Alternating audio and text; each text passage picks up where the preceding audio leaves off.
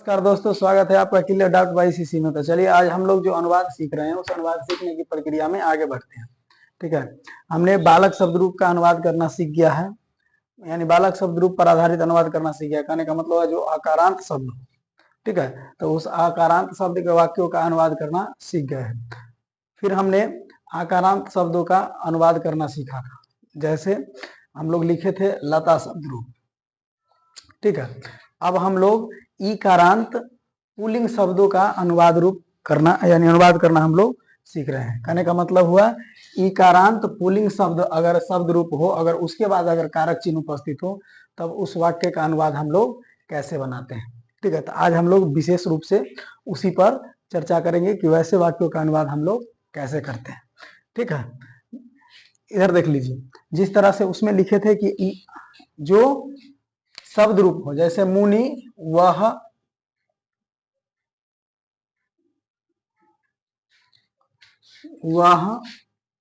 मुनि का मित्र है। ठीक है, अब अगर इस तरह के वाक्यों के बाद अगर कारक चिन्ह उपस्थित हो, काके की चिन्ह उपस्थित हो या कोई भी चिन्ह उपस्थित हो, में चिन्ह उपस्थित हो, यानी कारक का कोई चिन्ह उपस्थित हो, तो वैसे वाक्यों का अनुवाद हम लोग कैसे बनाएंगे, आज हम लोग उसी पर बात करते हैं। ठीक है, अगर मान लीजिए हमको इस वाक्य का अनुवाद करना होता तो किस तरह से करते हैं। ठीक है, तो हम लोग जानते हैं कि वह मुनि का मित्र है, तो अगर मित्र होगा तो वह होगा कौन, वह होगा पुल्लिंग शब्द रूप। तो पुल्लिंग शब्द रूप के लिए हम लोग वह का क्या लिखते हैं, वह का लिखते हैं सह।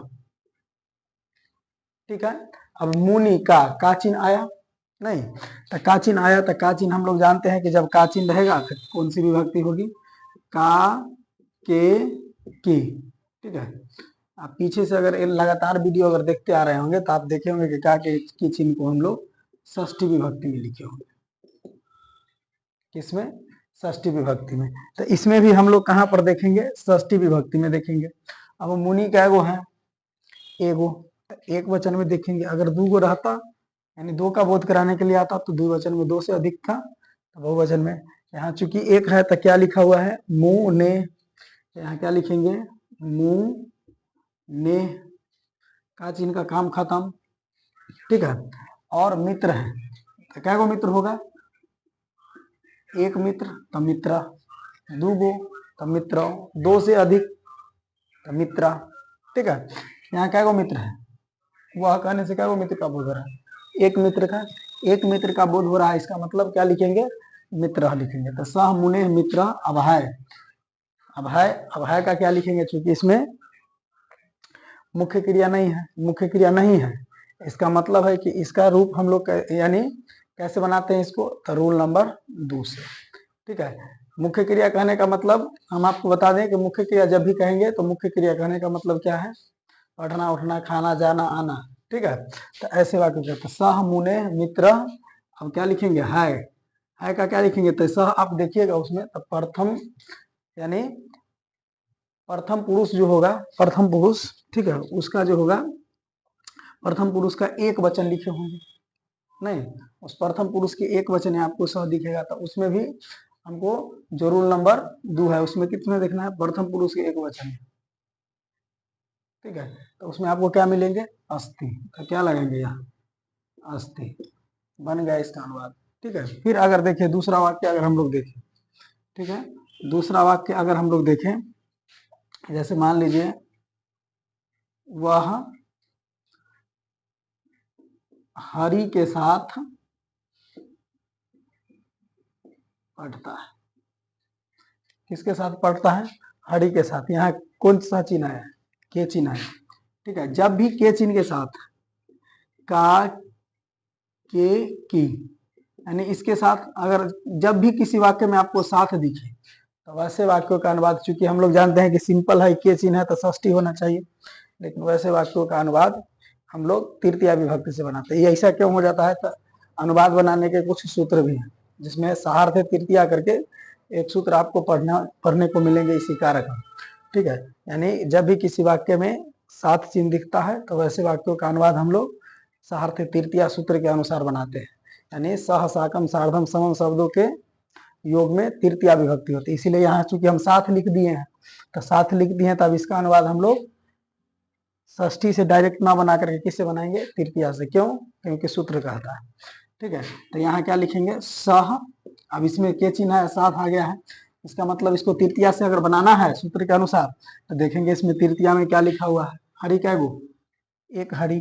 अगर एक हरि है और तृतीया विभक्ति लगाना है तो हमको तृतीया में देखना है क्या लिखा हुआ है, मुनि ना, अर्थात मुनि शब्द रूप में आपको क्या परिवर्तन दिखा, बस कुछ नहीं, ना लग गया। आप भी क्या करिए, इसमें क्या लिखिए, हरि ना, हो गया हरि के का काम खत्म।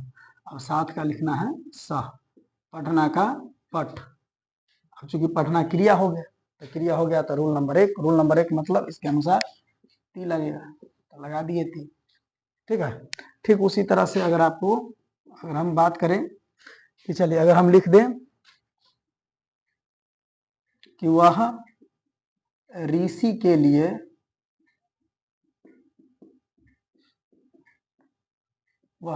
लिए खेलता है। अब इस वाक्य का अनुवाद कैसे बनाएंगे, तो वह ऋषि के लिए खेलता है, तो वह का क्या लिखेंगे, वह खेलता है मतलब, अगर लड़की रहती तो ती होती, लेकिन यहाँ खेलता है, इसका मतलब हम लोग वह सह होगा, यहाँ वह का क्या होगा, सह। अब ऋषि के लिए चिन्ह किसमें, आपको कारक का चिन्ह दिखेगा, उसमें चतुर्थी में आपको के लिए चिन्ह दिखेगा, के लिए दिखेगा। तो यहाँ भी आइए चतुर्थी में देखिए, चतुर्थी में क्या परिवर्तन हुआ है, जो मुनि था, इस मुनि में क्या परिवर्तन आपको दिख रहा है, मुनि में क्या परिवर्तन दिखा, मुंह हर्षी का हट गया और नौ एकार लग गया। आपको भी इसमें क्या करना है, ऋषि में यही परिवर्तन करना है, यानी ऋषि लिखा हुआ है, तो इसमें क्या करना है, आपको हटाना है, री का री लिखेंगे, हर्षी का हटा देना है, नहीं हटाना है, आरो आधा यानी स लिखना है, और क्या लिख देना है, ए, क्या हो जाएगा, री स ए। तो यहाँ क्या लिखेंगे, री स ए। ठीक है, खेलता है तो खेलना का क्रीड। अब ये भी क्या होगा, एक वचन का ही है, नहीं प्रथम पुरुष एक वचन का, था क्या लगा दिए।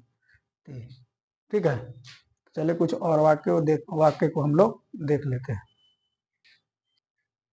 चलिए तो कुछ और वाक्य देख लेते हैं।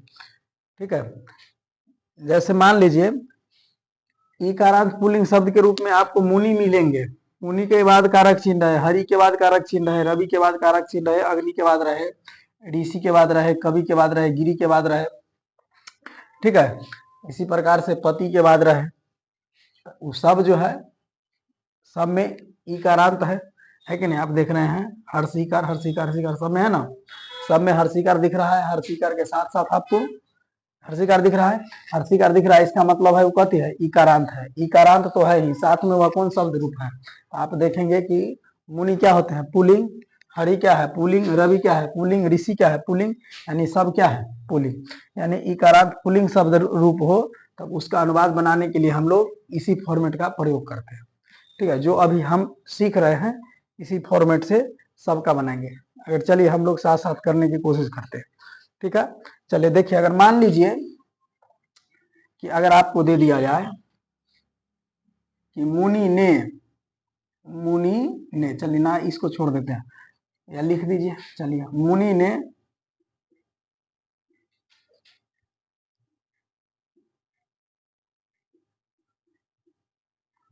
पुस्तक पढ़ा। ठीक है, या मुनि पुस्तक पढ़ता है, क्योंकि हम लोग पढ़ा वाला यानी कि भूतकाल का वाक्य का अनुवाद आगे सीखेंगे, इसीलिए मुनि पुस्तक पढ़ता है कर देते इसको, मुनि पुस्तक पढ़ता है, वह लड़का रवि रवि के साथ विद्यालय जाता है। इसी तरह से रहता अगर राम गिरी का दोस्त है, अगर इसी तरह से रहता है कि मैं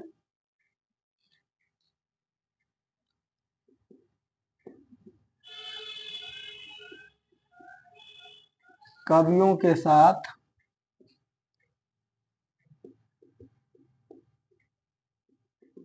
पढ़ता हूं।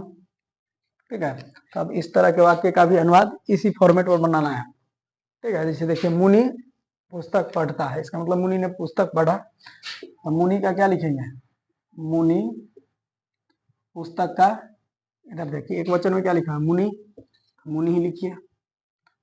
पुस्तक पढ़ता है तो पुस्तक का, पुस्तकम, पढ़ना का पठ। अब इसके अनुसार क्या लगाएंगे, तो इसको देखिए कहाँ का है, एक वचन का नहीं, तो एगो है, तो उसमें जब पढ़ने वाला क्रिया रहता है तो क्रिया रहता है तो तीतांती वाला का रूल नंबर 1 का प्रयोग करते हैं, तो उसके अनुसार मुनि एगो नाम है तो एक वचन में जाएगा, जाए कि नहीं। वह लड़का रवि के साथ विद्यालय जाता है। ठीक है, तो वह लड़का क्या लिखेंगे, सह, लड़का है तो वह के लिए क्या लगाएंगे, सह, और लड़का का बालकः। अब रवि के साथ आ गया, फिर बताए थे अभी जस्ट कि साथ आ गया, इसका मतलब अभी के चिन्ह षष्ठी वाला नहीं है, के चिन्ह किसके वाला हो गया है, तृतीय वाला। क्यों हो गया है, सहार्थ तृतीया सूत्र के अनुसार। कुछ इसका जो है अलग से हम लोग सूत्र पर आधारित अनुवाद भी देखेंगे आगे, तो उसमें हम लोग बात करेंगे कि जब सहार्थ तृतीया सूत्र रहती है, अगर साथ रहता है तो उसमें हम लोग किसका प्रयोग, यानी साथ के अनुसार इस चिन्ह का कोई अपना अति अस्तित्व नहीं बचता, यानी हम लोग तृतीया का प्रयोग करते हैं। तो सह बालक, अब रवि के साथ, तो इसमें तृतीया लगाएंगे तो क्या होगा, फिर उसी तरह से मुनि में नाकर लग गया है तो आप कैसे करिए, रवीना, साथ का सह, विद्यालय का विद्यालयम। ठीक है, जाता है का, जाना का गच्छ। अब जाना क्रिया है, एगो नाम है तो ती लगा दीजिए तो गच्छति हो गया। ठीक उसी तरह से राम गिरी का दोस्त है, तो राम का क्या लिखेंगे, राम।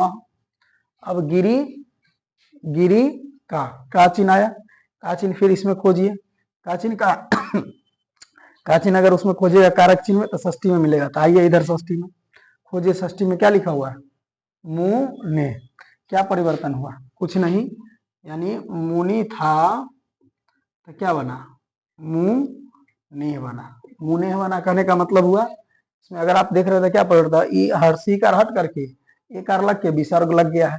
ठीक उसी तरह से यहाँ भी आपको करना है गिरी, गिरी में भी क्या करना है, गिरी में भी हर्षी का हटा देना है, इसका ये लगा देना है और विसर्ग लगा देना है, तो क्या हो जाएगा, गिड़े।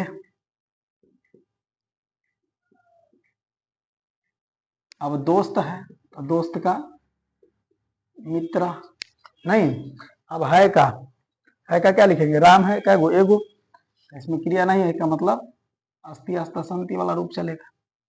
ठीक है, ठीक उसी तरह से मैं कवियों के साथ पढ़ता हूं। अब यहाँ पर विशेष रूप से आप ध्यान दीजिए क्या लिखा हुआ है, मैं कवियों के साथ पढ़ता हूं, के साथ भी चिन्ह है कि नहीं, के साथ आ गया, इसका मतलब तृतीया लगेगा। अब तृतीया लगेगा, उसमें भी कौन सा तृतीया लगेगा, एक वचन वाला, द्विवचन वाला की बहुवचन वाला। तो इसमें देखिए कवियों कहने से क्या है, वो कवि का मुद्रा, बहुत का नहीं, मैं कवियों के साथ रहता हूं, उसका मतलब बहुत कवि है, तो बहुत कवि है, इसका मतलब अब यहाँ तृतीया में तो आएंगे लेकिन एक वचन नहीं आएंगे, कहाँ आएंगे, बहुवचन में। ठीक है, तो यहाँ क्या लिखेंगे, मैं का अहम।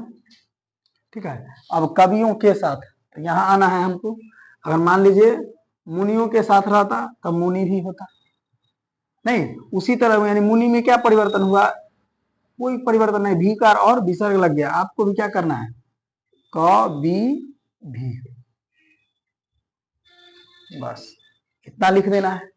लिखने के बाद साथ का क्या लिखेंगे, स, पढ़ता हूं का, पढ़ना का पठ नहीं, अब पढ़ता हूं यानी कि अन्य पुरुष के एक वचन, तो अन्य पुरुष के एक वचन जब क्रिया रहता है रूल नंबर 1 का प्रयोग करते हैं। रूल नंबर 1 में अगर आप देखिएगा अन्य पुरुष के एक वचन में तो आमी मिलेगा आपको, तो यहाँ क्या लिखेंगे,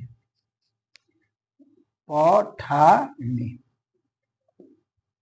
ठीक है, अहम कभी भी सह पठामी, मैं कवियों के साथ पढ़ता हूँ। आशा करते हैं कि आप इकारांत पुल्लिंग शब्दों का अनुवाद करना सीख गए होंगे। तो चलिए कुछ हम लोग HW दे देते हैं, घर पर इसको प्रैक्टिस करने की कोशिश करिएगा। तो चलिए हम इससे संबंधित कुछ अनुवाद आपको देते हैं, आप उस अनुवाद को बनाने की कोशिश करिएगा। ठीक है, कल इसका फिर हम लोग सॉल्यूशन देखेंगे। जैसे देख लीजिए, अगर आपको कहे कि मैं ऋषि का भाई हूं, इस वाक्य का अनुवाद आप लोग बनाइएगा, घर पर इसको प्रैक्टिस करिए। ठीक है, वह मुनि के लिए पढ़ता है। ठीक है, मोहन ऋषि के लिए भोजन बनाता है। रमेश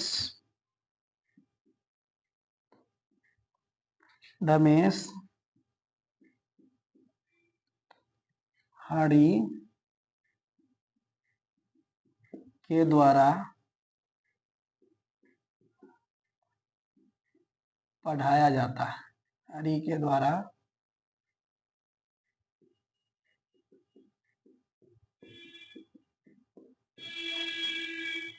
पढ़ाया जाता है। हम लोग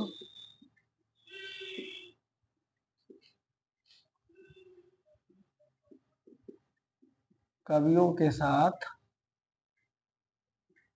घूमते हैं। ठीक है, वे सब गिरी की बहन है। ठीक है, मैं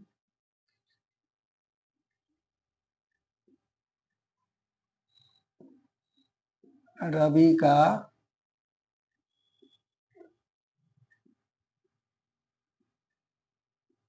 भाई हूं।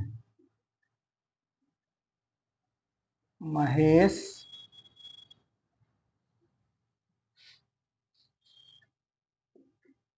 रवि के साथ रहता है। वह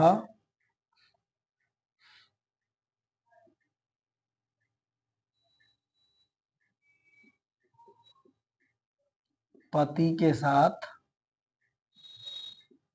रहती है। वह पति के साथ रहती है। मैं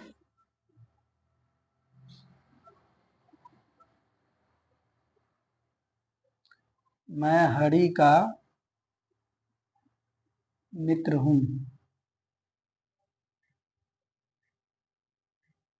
ठीक है, इस 10 वाक्यों का अनुवाद आप घर पर करने की कोशिश करिएगा। ठीक है, इस सारे वाक्यों का, अच्छा इसमें कुछ शब्दार्थ भी है जो आपको नहीं आते होंगे, उस शब्दार्थ को भी हम लोग अभी लिख देते हैं। ठीक है, तो ये 10 अनुवाद आप बनाने की कोशिश करिए, सेम इसी पर आपको दिया गया है। ठीक है, देखते हैं कितना लोग आप लोग बना पाते हैं। पहले तो हम लोग शब्दार्थ देख लेते हैं इसमें। जैसे शब्दार्थ को आप पीछे लिखते चलिएगा। ठीक है, फला में भाई, भाई का लिखना है भराता। अगर एक भाई हो तो भराता, 2 भाई हो तो भरात्र, और 2 से अधिक भरात्र। ठीक है, यहाँ लिख दे, क्या लिख देते हैं, यानी एक भाई का भराता, 2 भाई रहे भरात्र, 2 से अधिक, 2 से अधिक भाई, उसका लिखना है भरात्रा। चलिए आगे बढ़िए। पढ़ना, ये सब लिखे हुए हैं, आप अगर ध्यान देंगे तो पढ़ना उड़ना का बता दिया। पढ़ना, उसके बाद भोजन, भोजन का लिखना है भोजनम। ठीक है, भोजन का भोजनम, फिर बनाना, यहाँ बनाना का पच लिखना है, पकाना होता है, यहाँ बनाना का मतलब पकाना, तो पच लिखना है। फिर यहाँ पढ़ाया जाता है, पढ़ाया जाता है, देखो पढ़ना का हम लोग पठ लिखते हैं, पढ़ाया जाता है का पाठ्य लिखना है, पाठ्य, ठीक है।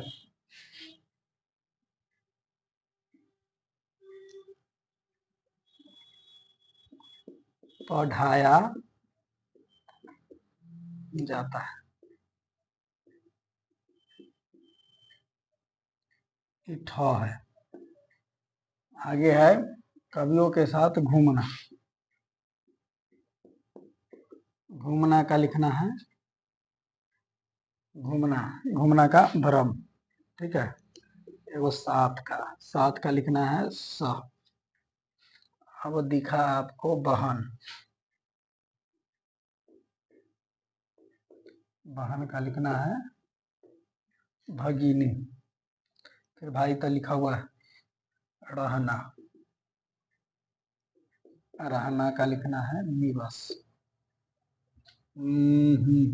अब और कुछ, साथ मित्र, मित्र उतरता आता होगा, मित्र का मित्र,